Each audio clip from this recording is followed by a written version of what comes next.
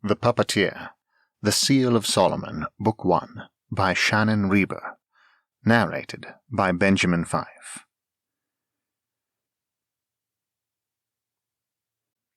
Prologue. Warm sunlight shone down through the canopy of bold, green leaves. It made flowers shine like gemstones scattered across the ground. The narrow river glistened like crystal. Peace was not an exception, it was the rule in the land of Viridian. No one had marched on them in war for millennia, until that day. The clangs and thuds of soldiers marching was an ominous contrast to the quiet tranquility. It should have made the people of Viridian shiver, though they did not. Their eyes didn't turn in the direction of the army of Gamboge, who wished to take from Viridian all the land could surrender. The land had much to give. Its trees bore fruit year-round, its temperature always warm, its rivers and lakes of the clearest, cleanest water. The people of Gamboge believed they should have that heavenly land for themselves. It offered peace to those who called it home. Its lush landscape gave the inhabitants whatever they required. Few who called the place home had ever left its borders. Those who did returned with a heightened sense of the paradise of their homeland and did not leave again. The army of thousands of soldiers came to a halt when they reached the river which bordered Viridian, to await their orders. Those soldiers knew their duty. They would slaughter every person they saw. It was their way to leave no survivors, give no quarter. Their mouths fell open when they saw the most beautiful woman on the opposite bank. Her dark hair, olive skin, and eyes the color of sage-grass were yet one more perfection the land of Viridian had to offer. She surveyed them with nothing but curiosity.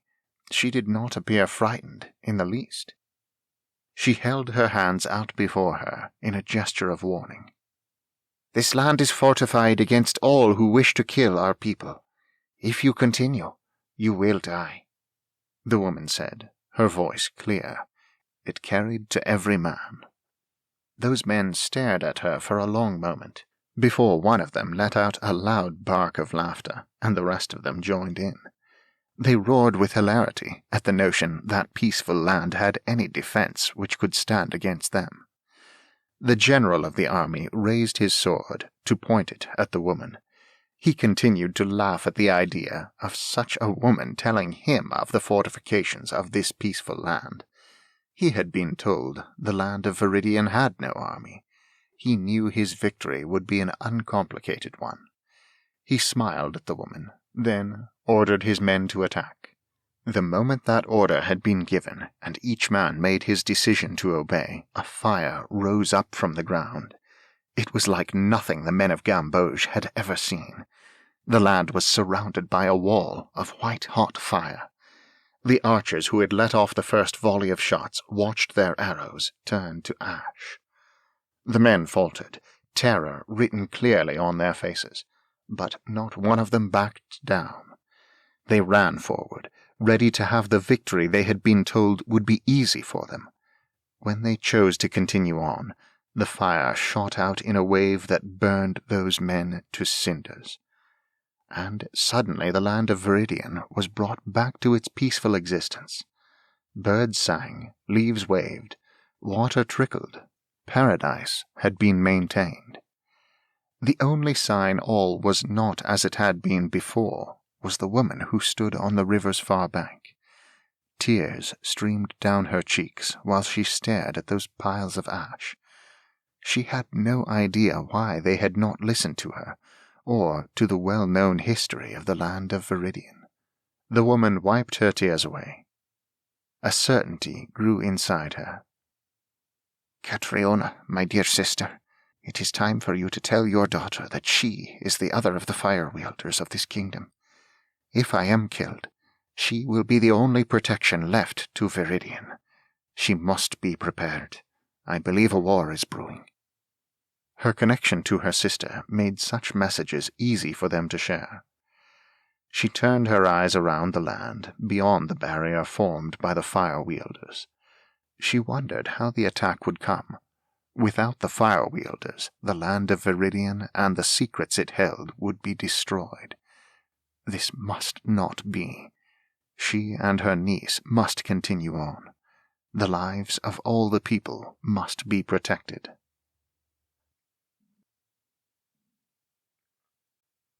One. The Fire Wielder. The clink of teacups, the quiet chatter of women. It was torturous. Why had I not taken one of the hidden passageways down to the stables? If I had, the morning would be mine rather than my mother's. I groaned inwardly when one of the women who sat in the Queen's drawing-room began to tell a dull tale involving a new hat. How could my mother deal with those women? Why had she even called me to her presence? The Queen's drawing-room was a place I had loved to come as a child. Its soft green furniture and innumerable paintings of flowers, trees, and other beautiful things which did not grow in this land made me feel warm, as though this could be the land of Viridian, where my mother had been born. The women all about were dressed in their finest gowns, honoured to be asked to tea by their queen. I should have been honoured, though I was not. All I wished was to change out of my gown and dash off to watch the night's train. "Lady Enya, I am told you bear great skills with languages," one of the women said to me. I nearly bobbled my tea. My mind had been so distracted I had forgotten the responsibilities of being in the Queen's presence. I was a princess of Scenario. No matter how I loathed those women, there were some things which could not be shirked. I put on my best demure smile and nodded, though I could not resist one small rebellion. "The only language I have not been able to master is that of the sorcerers. There does not appear to be a clear pattern in their speech." I did my best not to laugh at the women, certain she would be horrified to find that a princess of Scenario had even attempted to learn the language of Pythian. I had been right. The women shifted nervously, their eyes turned down to look at their cups of tea. One or two of them glanced at the Queen, obviously thinking my mother would be shamed. I, too, looked at Queen Catriona, pleased to see no shame on her face. My mother very rarely even appeared embarrassed by me. She looked at me with pride, despite how unladylike most of the women found me. My mother was beauty incarnate. We had the same dark hair, olive skin, and green eyes, though in her there was an elegance I had never been able to master. I always felt like an awkward little girl standing next to perfection. She gave me a sweet smile, patient as ever. "Your intelligence and curious mind have always been a source of joy for me, my Enya." I gave her a closed-mouthed smile, the only reaction which was proper. I wished to rush over and toss my arms about her neck, smell the soft floral scent which always clung to her, to embrace her in the open, loving way the servants acted with their children. It was not proper to touch the Queen, though, so I merely sat and listened to the women's dull conversations. My mind wandered when another of the women began as equally colourless a tale as the last. If duties such as tea parties were on the agenda of queens, I prayed my father would marry me to a lowly lord, perhaps of the land of Carmine. A shiver moved its way up my spine when the thought of Carmine came to me. Recently, my dreams had been haunted by that land, with images of red-eyed fiends and my brother Elian, who had been taken to the dead 10 winters before. No, I could not allow myself to think of Elian. He was of the dead. If I allowed my mind to linger on that loss, the horrible sadness would debilitate me. Instead, I thought of the bold, red mountains of Carmine, which was so unlike the dull, grey land of Scenario. Carmine was said to be a beautiful, wild place, with raucous men and even a few female warriors. It was the type of land I could envision myself in. A marriage to one of their lords would be unlikely, because Cenariel and Carmine had been at war since the beginning of time. As marriage was my only duty, and I had seen 16 winters, the age when betrothals were announced, we all knew it would occur soon. I had a bad feeling my match would involve either a doddery old fool with gout and a large fortune for my father to take control of, or a warlord whose armies would be allied to Cenariel with my marriage. The king was much in need of gold, because the wars we so often fought were expensive undertakings. Men paid good money to marry a princess, so my twin sister and I would soon be sold to the highest bidder. To marry for love was of fairy tales, a thing my sister continued to pine for. Elise was in love with a boy, though the king would never allow her to marry him. The Baron Sechin was penniless, which the king would not stand for. My hand jerked on my cup of tea when screams filled the passageway outside the Queen's drawing-room. The women all around us gasped and quailed, horrified by the cries of pain. I rose quickly, curtsied to my mother, then darted to the door. I must know what had occurred. "Sire, please, please, have mercy, my king, have mercy." The voice filled the corridor, a voice I recognized. A metallic scent rolled over me in a wave, making my stomach clench. The taste of bile filled my mouth. No one was in the passageway to the Queen's chamber, though several people scurried toward the commotion, their fearful voices shrill and piercing. I stepped out, but was drawn back by a soft hand on my elbow. I turned, shocked to find the Queen just behind me, her eyes frantic. Queen Catriona shook her head very slightly, her elegant, proper demeanour at odds with the boy's continued pleas for the king's mercy. "Enya, I must speak with you. There is nothing we can do." The Queen whispered, her eyes fixed directly on mine, like she attempted to convey some message to me. It was wrong to disobey the orders of the Queen, but those shrieks of pain were too much for me to endure. I patted her hand in a consoling manner, and nodded in farewell to the women in her drawing-room. "I will be cautious, mother." And I pulled free of her. A knot formed in my belly. I knew the boy's voice. "Please, please let Elise be far from here." I turned a corner and came to a horrified stop. 4 figures lay on the ground. Their bodies were drenched in blood, disfigured by deep, jagged gashes. No, what was this? What had happened?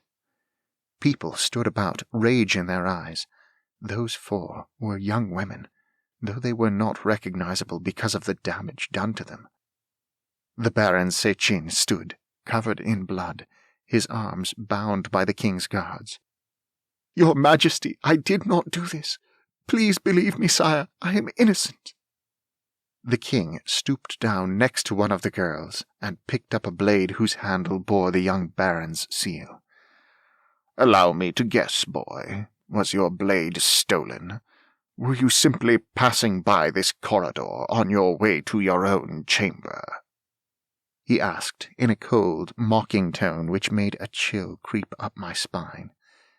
Rage filled me. The dagger which had mutilated those 4 girls was one which I had seen many times. The Baron Sechin was never without it. It was the one heirloom of value he possessed. He had done this. Sechin was a murderer. Sechin nodded wildly. "It sounds far-fetched, I know, but it is the truth, your Majesty. Please believe." Heat rose inside me. Those 4 girls lay on the ground at the king's feet, and no one had moved to cover them, to find their families and allow them to grieve. I lifted my chin and stepped forward, prepared to do what no one else was willing to do. It was unwise to antagonize the king when he was in a rage, though it could not matter. Those girls deserved far better than this. I curtsied to the king with my head turned down, before taking a pile of linens from a servant girl who stood close. I knelt in a pool of blood next to the first girl, suppressing the bile which rose in my throat. "Go in peace to the Valley of the Dead. May the Maker welcome you with open arms," I said quietly, and gave a prayer to the Maker. I lay a linen over the other mutilated corpses, my stomach clenched tight. Those girls were innocent, and Sechin had... Why would he do such an atrocious thing? Was it possible the king had been mistaken? Could Sechin be innocent? When finished, I rose, startled to find every eye, including those of the king, fixed on me. "Do you see this boy?" the king asked Sechin, with a cold smile on his lips. "It appears my daughter has a far greater respect for the dead than you do for the living." Sechin's eyes filled with tears. "Lady Elise, I did not do this," he said, his eyes pleading on mine, though the amount of blood which covered him showed the truth. He had killed them. "I am Enya," I said coldly, furious that this murderer would speak to either me or my twin. "Take him to the cliff," the king said to his guards, his eyes still fixed on me. "Please, no, please! I am innocent! Please, your majesty!" Sechin wailed while he was dragged away, his voice so distorted by sobs it was difficult to understand him. When the crowd about us began to disperse, I curtsied to the king and began to back away. King Ormarr grabbed my arm before I could depart, and hauled me back to stand before him. "My sweet Enya," he said, making sweet sound like the vilest of insults. "What is the duty of a princess when her father speaks?" he asked, his hand so tight on my arm my fingers began to lose feeling. I swallowed nervously. I could not allow myself to falter. It had been right to care for the dead. I would take my punishment from the king.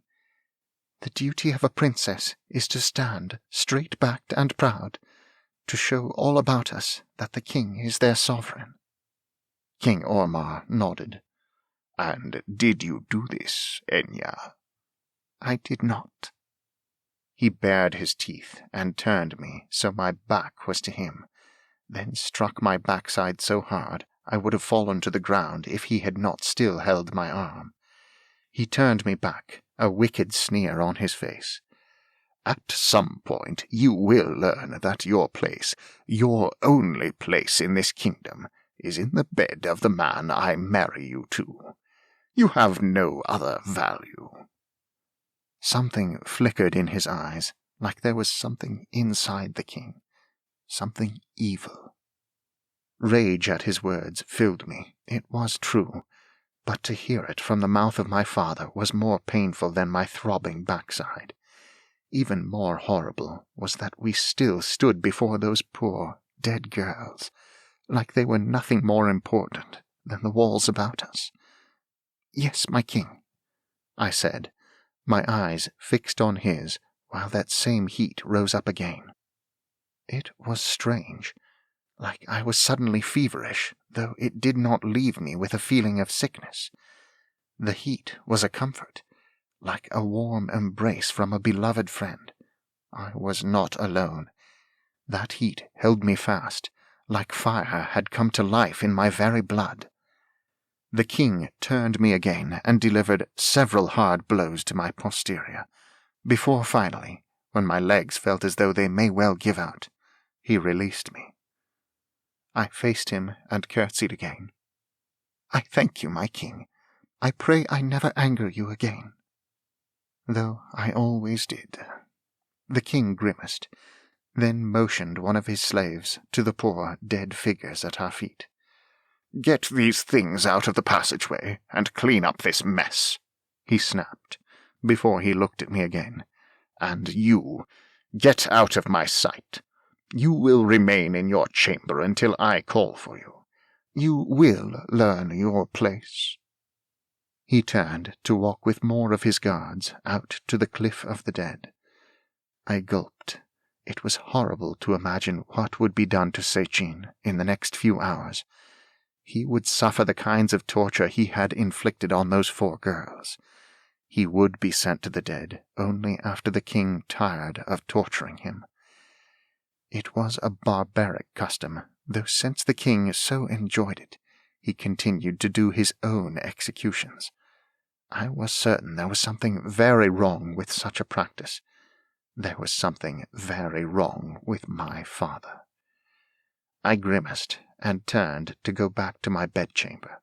The blood of those 4 girls covered my hands, my knees, even my shoes. I must get it off before the metallic smell of it drove me mad. Sorrow filled me when I thought of how my sister would feel when she heard the news of Sechin. She would be heartbroken. No. What happened to Sechin did not matter. He had taken 4 innocent lives. He had sent them to the nameless dead. He would soon be the same.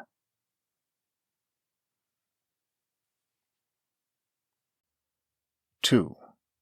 The Puppeteer. King Ormarr, please, I beg you, do not take me to the dead. I will serve you however you command. Please, sire, please, have mercy on me. The young baron begged. Blood and mucus dripped from his nose, his swollen lips hardly able to form those obnoxious pleadings. The cliff where we stood was stained by the blood of those I had executed. The smell in the air was of sweat, blood, and the sick of the pathetic boy who wailed at my feet. I hauled him up to stand before me. He cried out and reached up as though he believed he could take my hand from him. He had no power, no strength, no intelligence.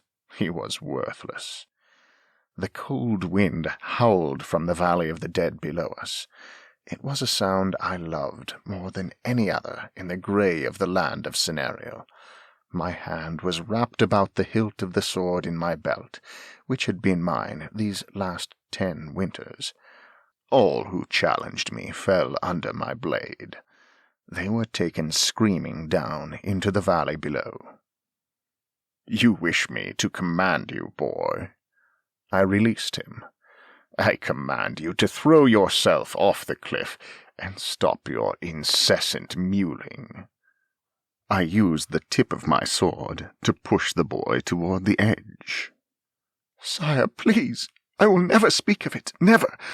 I will tell no one of the woman I saw with you. Please. The boy moaned and fell to his knees before me. There was no woman, you foolish cur. I nodded to one of the guards. The guard lifted the wailing boy up. The instant I laid the tip of the sword of the kingdom of Cenarial on his throat, he quieted. His eyes were wide with terror.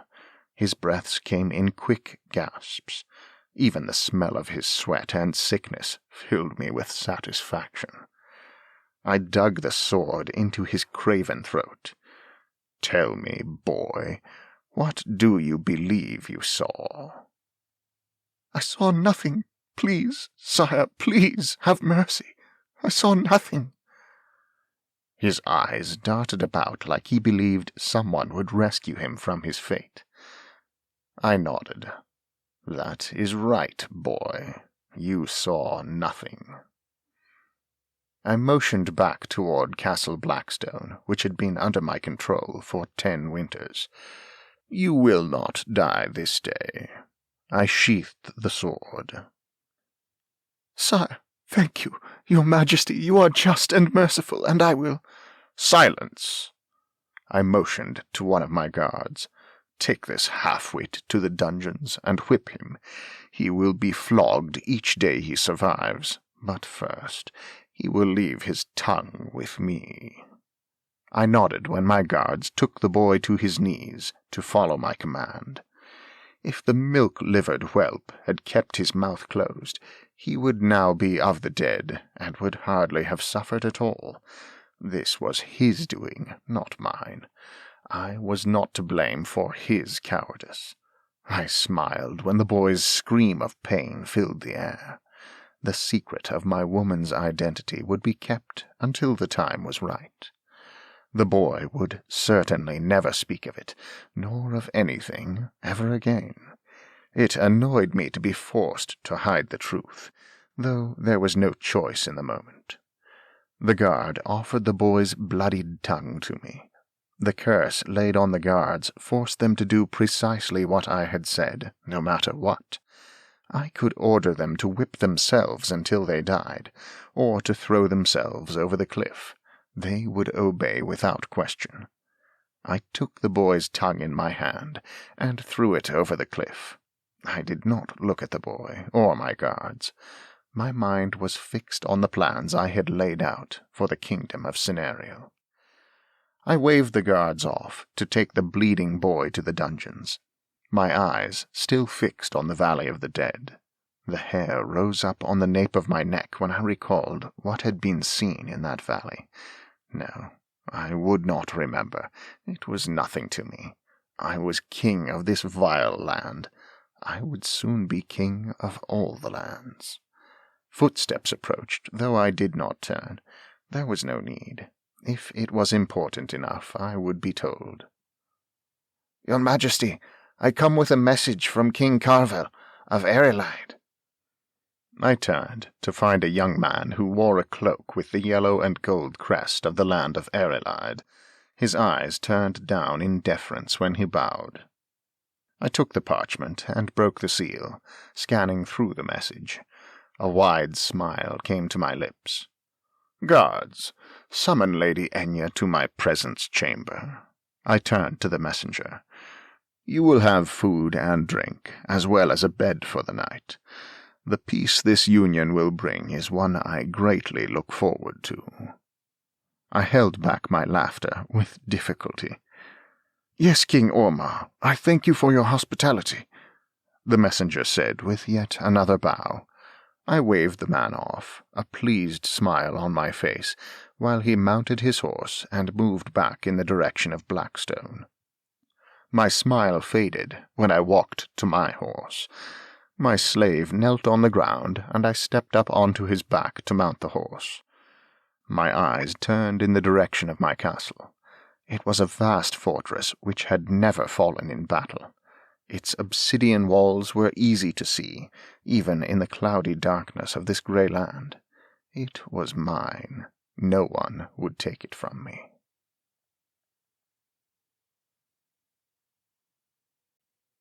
III. I entered Castle Blackstone without looking about. My mind was too filled by the plans I had made for this kingdom to care for anything else. It was a pleasure to step through the door of my presence chamber, to feel the warmth of the fire, to see one of my slaves step forward to offer me a goblet. I took a long drink of wine, eager for what was to come. "Milady Enya of Scenarial, daughter of the great King Ormarr, arrives," one of the guards who stood by the door announced. He bowed to me, then bowed to the girl. I turned to regard her. She was the image of her mother, a truly ravishing beauty. The dark hair, olive skin, and green eyes gave her the look of the people of Viridian, whom I had taken her mother from.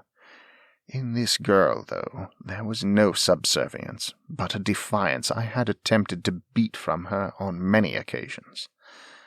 That defiance was the reason she was chosen.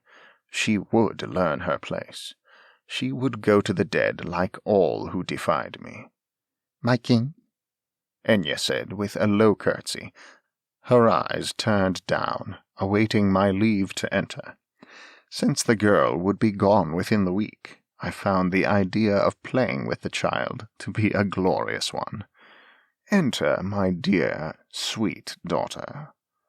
Her eyes narrowed the closer she got to me, her jaw clenched tight.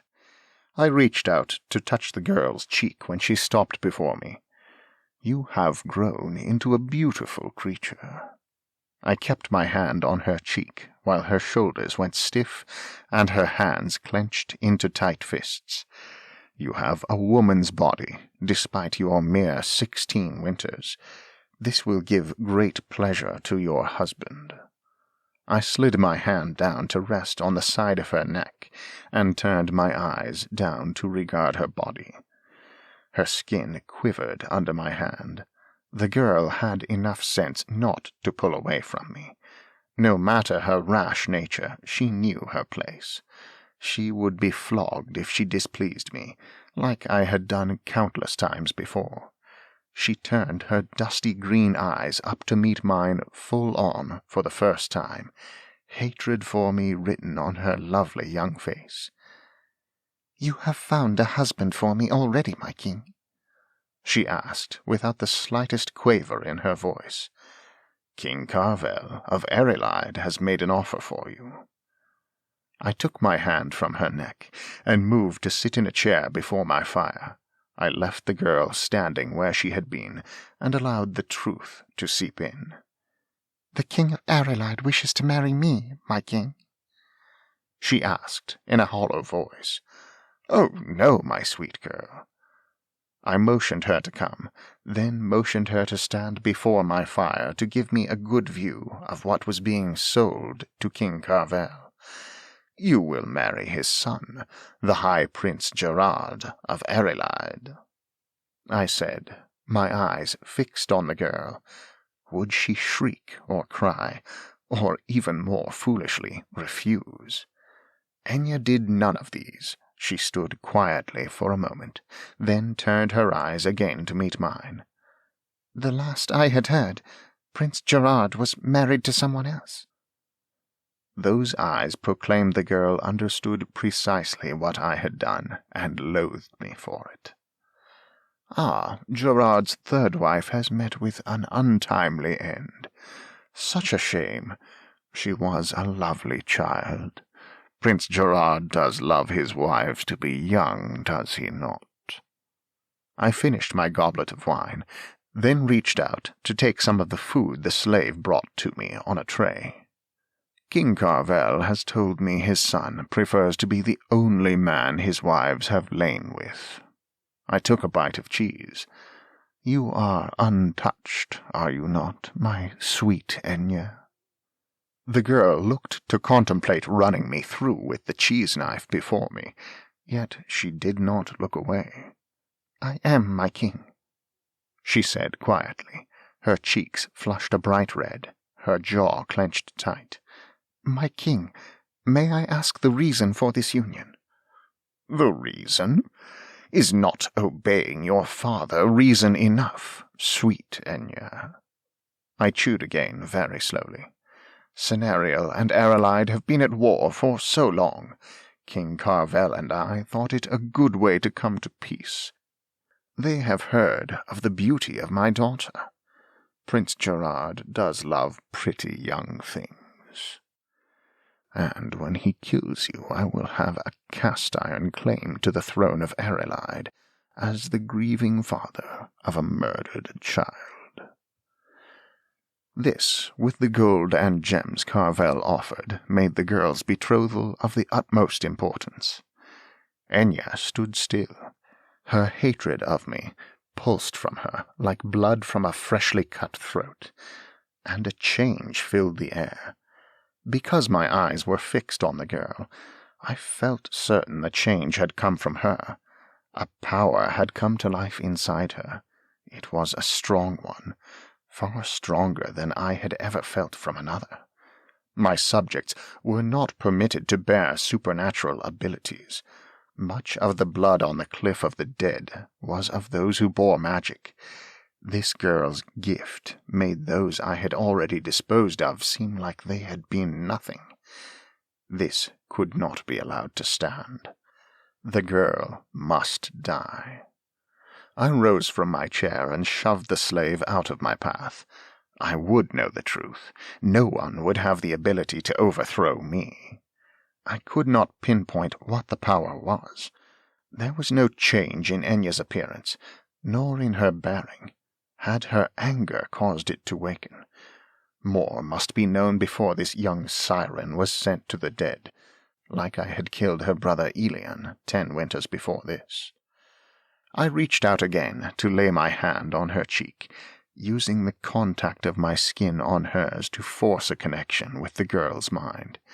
Still, I felt nothing other than a tingling in my fingers, as though my skin warned me to pull away from the girl. Enya swallowed hard. She kept her eyes fixed on mine, not pulling back from me. She showed greater poise than I would have thought possible. Prince Gerard will arrive to collect you at the end of this week.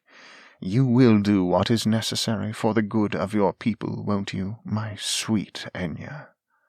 I ran my thumb over the girl's full lips, still unable to read her. Prince Gerard would kill her as he had killed his 3 previous wives. It was rumored he had beaten them to death in the marriage bed. I need not bother to kill her myself. You wish for me to go to the dead, father? Enya's green eyes flashed when she looked at me. I only wish to find peace for my people. I stepped back from the girl, annoyed to find my hand suddenly numb. I flexed my fingers. They ached to strike the girl, to beat her lovely backside yet again, until she begged me for mercy. If the girl was to go to Erelide, though, she must be given time to heal from the beating I had given her a few hours before. You may leave. I turned again to my seat before the fire. Yes, my king. Enya curtsied low before she walked to the door, her steps slow and purposeful. When the door closed behind her, I turned my hand over. My fingers were reddened from my contact with the girl's skin. She had attacked me. That devious little strumpet. She would pay for this. I rose, prepared to tell my guards to call Enya back to flog her. Then I saw 4 guards and 2 slaves who all looked to me, awaiting my orders. If I told them the girl had done me harm, this would make me appear the weakling. No one would know the girl had done me harm. "Bring to me the maid of Lady Enya, now!" I shouted at one of the guards, and picked up the nearest thing to me. I hurled it at the man. My teeth gritted while my hand throbbed uncomfortably. The guard ran, followed closely by my newly filled goblet of wine. The deep burgundy liquid flew through the air before it splattered over the rugs on the obsidian floors. I took hold of the arm of one of the slaves and lifted the girl into the air, then threw her in the direction of the spill. I turned back to my chair and took another goblet of wine offered by the other slave and waved that slave away. I had no desire to deal with the kowtowing of those creatures. I focused instead on the time spent with my woman. Queen Catriona was a beautiful creature, yet my woman was a goddess. My woman and I would rule all the lands together, as we had planned. We would rid ourselves of Catriona. I turned my eyes to regard the door when one of my guards stepped over, his hand wrapped around the arm of a small, mousy little creature who bore no beauty of any kind. Her lank brown hair and dull eyes made the girl one of my best informants. No one ever noticed her. "How may I serve you, your majesty?" she asked with a curtsy. I made a motion for the guards to depart, leaving the waif and myself alone before the fire. "Sit." I motioned for her to sit in the chair next to me, and nodded a slave to pour the girl a glass of wine, then sat back to savor the brilliance of my plan. "I thank you, sire. You show me great kindness," she said, and took a grateful sip from the goblet. "You have served your king well these last few months, Milia." I handed her a bit of the cheese. "I will serve my king in any way. I am yours to command, your majesty." She took the cheese and bowed her head even further. "I thank you, your majesty. You are kind to this lowly—" "Enough," I interrupted, tired of the girl's sycophantic ways. "I have a job for you, Milia." I turned my eyes fully on the girl. You have been invaluable in the past, collecting information on Enya. You will do so again. She will be sent to the land of Arelide in a few days' time. In the time she has left in this kingdom, you will tell me all you see in regards to her." "Your Majesty, I will do as you command," Malia said, her eyes still fixed on the floor before her. "Good. Now finish your wine and depart. You will come to me at the end of each day with your report." "Yes, your—" "Go." I rose and went to finalize my plans for the war to come. At the end of the week, Enya would be taken to the land of Arelide, and within the month she would go to the dead. After this my soldiers would attack.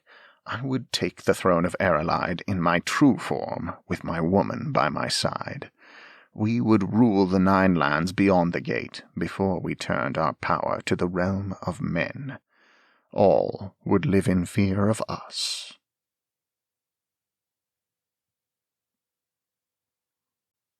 "5. It was a relief to walk from the curtained alcove. The dark, quiet corridors could not calm that trepidation of my mind, though. It was like the quiet which filled the land before the wars the kingdom of Cenarial was known for. The obsidian castle allowed little light to enter, though our feet knew the way as easily as we knew our way to the study where our lessons were given, or the stables where our horses were housed. We knew each secret Blackstone held, the passages and hidden rooms as well known to us as the dining hall and throne room. Fear again began to build inside me for the death I would suffer at the hands of my future husband. I could not allow it to have its hold on me. If I refused to marry Prince Gerard, the king would flog me and force me to marry the man. If I fled this kingdom, the king would drag me back and force me to marry the accursed man. I must turn away from all such thoughts. I must clear my mind as much as possible. With the tumult of my thoughts, it was quite difficult. It must be done. I would not give the king the satisfaction of seeing the disquiet of my mind on my face. It took several long minutes to get to the drawing-room. The smells of porridge, biscuits, bacon, and ale filled the air when we entered. The room was scattered by the lords, ladies, barons, counts, landgraves, dukes, and most of the king's court, all of whom I ignored. I had no interest in making pleasantries in the moment. I pretended to be absorbed by the bowl of porridge before me. Our brother sat at the head table, his eyes turned maliciously on me. The High Prince Carrick had seen 18 winters. He was a handsome fellow, with the same dark hair, olive skin, and green eyes Elise and I bore. His expression of haughty disregard for any other than himself turned him into an unsightly figure in my eyes. I saw him rise to move toward us. His expression told me how unpleasant our conversation would be. I turned my eyes down to the food before me, with a prayer for the patience to deal with such a lout. "Ah, your last meal," Carrick said with a laugh before he sat next to me. I stirred my spoon about the milk and honey in my porridge. I had no desire to deal with Carrick's ill-natured ways, nor with Elise's traitorous silence in regards to anything our brother said to me. "The room has many open seats, Your Highness. Find another." Anger rose inside me that my brother felt no concern for what I would endure at the hands of my betrothed. "I am quite comfortable where I sit, thank you." He took a strip of bacon from my plate and took a slow, impertinent bite, chewing very loudly. I kept my eyes fixed on the bowl of uneaten gruel, my stomach tied into knots. "You won't be comfortable when I dump my porridge on your head," I snapped crossly. "You will learn soon enough to hold your tongue. I am told Prince Gerard enjoys the use of a many-tailed whip when dealing with stupid females." He gave me an imperious smile. My eyes watered at the idea my brother had no concern for my death or the pain I would endure. Unwillingly, my mind turned to the brother who had been taken from Elise and myself when we had seen 6 winters. Elian had teased us, though had never been cruel, unlike Carrick. Away with you, Carrick. I have no... The king returns. 3 of the guards shouted. Their dull, toneless voices made my throat feel dry as the desert. I scowled at Carrick and rose to walk with him and Elise out of the drawing-room. Since we had been called to formal order, 4 knights walked with us to the throne-room, 1 next to Elise and myself, 2 about the High Prince. I did not look at any of them, my eyes averted. I prayed for the strength to endure the rest of this day. I grimaced when we walked into the throne-room. The dark, dismal place made my skin crawl every time I entered. The ornately engraved cathedral ceilings and large windows allowed in the grey light which was all Cinerial had to offer. Dismal was the kindest description there was. The gargantuan black hall was as bleak as my mood. That blackness suited me, while my brother, sister, and I stood to await the king. The hall was filled by the people of Cinerial, their eyes fixed on the door, like the sight of the king was a thing they prayed for on a daily basis.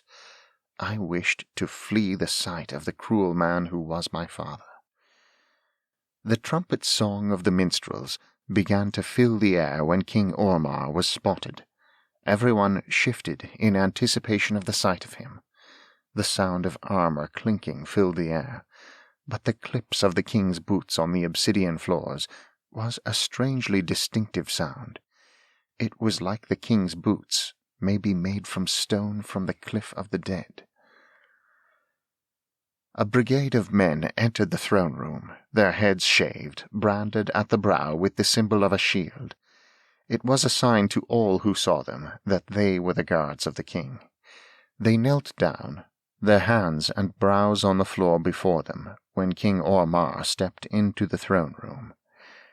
2 of his guards walked before him, 2 behind, while he walked past his people. "Hail to the king, for he has brought us back to peace," a man shouted, and bowed like the guards had done. "Hail to the king," the rest of the crowd shouted, as every last one of them bowed in the same worshipful way. "Hail to the king," Carrick, Elise, and I said with our heads bowed, as our father passed us. I was pleased to bow my head. I did not wish to see the blood that spattered his clothing. He looked to have come from the worst of nightmares. He had not even bothered to change his clothing after having executed the Baron. The king appeared to be one of the monsters I had believed to exist in my wardrobe when very young. King Ormarr lifted his hand when he reached his throne, to indicate we were all to come to silence. "The foul murderer has been taken to the dead this day," he said in a loud voice. He lifted his hands into the air. "Hail to the king!" Everyone shouted at once. My mouth moved like I had said those words as well, but no sound escaped them. I would never hail the king again. King Ormarr lowered his hands to bring the crowd back to silence. "Bring to me my queen." He settled back in his throne and took the goblet of wine offered to him by one of his slaves. My knees trembled, unsure what this was in regards to. He glanced at Carrick. He, too, looked confused. His eyes looked at our father. The fear in Carrick's eyes stopped me cold. It made me wish to gather up all whom I loved and flee with them from this macabre land. I turned my eyes toward the chink-chink sound of the guard's chainmail. A relieved sigh escaped when my mother walked into the throne-room. Her perfection struck the onlooker like the sirens of myth who called men to death with their phenomenal beauty. Her white gown, with a thin crown of platinum, made her gloriously bright in the dark grey land all about us. The queen stopped at the base of the steps which led to the throne. She curtsied and turned her eyes up to look at him. "My king?" "Do you see this, my people?" King Ormarr said loudly. He waved his hand to show them his queen. "The murderer who was taken to the dead told me of the arrangement he made with the queen to make this vile creature bear me only 3 heirs. But that was untrue. The queen had borne 4 heirs. Elian had been killed 10 winters ago. What was this madness? King Ormarr gave Queen Catriona a look of loathing. "What did you promise the young warlock, my queen? What did you give the boy in return for your own barren condition?" He waved his hand in our direction.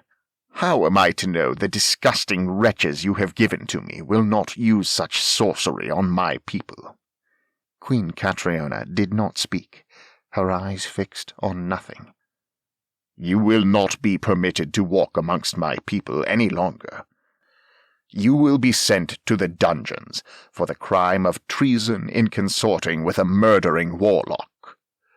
He rose from his throne and reached over to take the chains given to him by the same slave who had given him the wine. His subjects gasped, then began to shout insults at the queen. They jeered at her like she had truly committed some horrible crime. My heart lurched, then dropped down into my stomach. It pounded uncomfortably there, while the king bound those shackles to the wrists of the queen, a slight smile on his lips. This was wrong. This was injustice at its deepest level. The queen made no protest, spoke no word at all. She stood passive and allowed herself to be bound. Why she did this I had no idea, although it would be useless even if she were to try to stop this debauchery. When King Ormarr led Queen Catriona from the throne room, and the crowd began to disperse, I turned to rush after them. Could the queen have committed some crime I knew nothing of? I prepared to move in the direction of one of the passages to the dungeons, but Carrick had not yet finished with me. "Tell me, do you believe Prince Gerard will kill you on your first night in the marriage bed, or will he wait until he sees just what a loathsome lump you are to—" I rose on my toes to bring my mouth close to his ear. "Consider your words carefully.